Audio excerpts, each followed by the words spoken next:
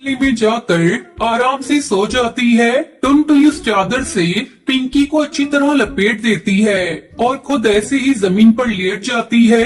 दिसंबर की उस ठंडी रात में टुनटुनी और पिंकी का बुरा हाल था।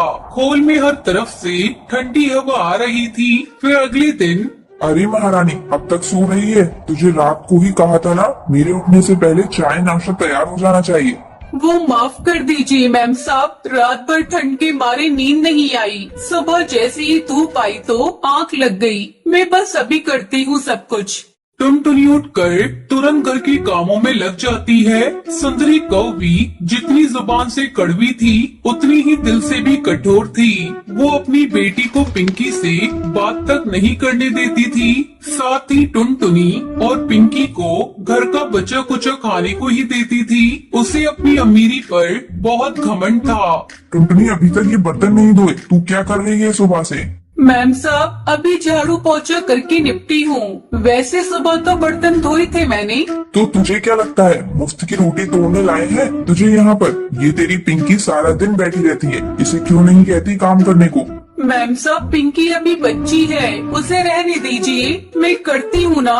हाँ, और हम बैठे रहे तेरे इंतजार में कि कब बर्तन धुलेंगे और कब हम खाएंगे। साफ साफ सुन ले टुनटुनी, ये नवाबी मेरे सामने तो चलेगी नहीं। जब तू घर के दूसरे काम करती है तब तक इस पिंकी को बर्तन धोने में लगाया कर। ऐसे ही पूरा 1 महीना गुजर गया। टुनटुनी ने सेठ से जब अपने काम के पैसे मांगे तो सेठ गुस्से से बोला, तुझे रहने की जगह दी है, खाने को भी देते हैं, अब पैसे क्यों चाहिए तुझे? कैसी बात कर रहे हो सेठ जी? पूरा महीना मैंने और मेरी बेटी ने कैसे काटा है हम ही जानते हैं। पिंकी को ठंड की वजह से बुखार है, मुझे उसे डॉक्टर के पास लेकर जाना है और आपने मुझे पैसे देने की बात तो पहले ही कही थी ना, अब आप कैसे मुकर सकते हो?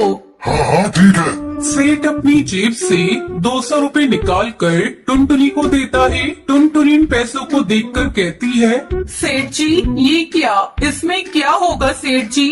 वो मुझे नहीं पता, मैं बस इतना ही दे सकता हूँ। वैसे भी मैंने तुझ पर एहसान किया है।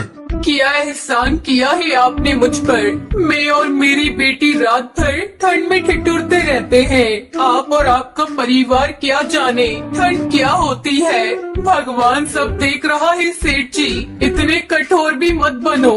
तेरी हिम्मत कैसे हुई मुझसे इस तरह बात करने की? निकल अभी मेरे घर से। हाँ हाँ जा रही हूँ, वैसे भी यहाँ रहना कौन चाहता है। पर सेठ जी फिर कभी किसी पर ऐसा एहसान मत करना जैसा मुझ पर किया आपने। टुनटुनी गुस्से में पिंकी को लेकर वहाँ से चली जाती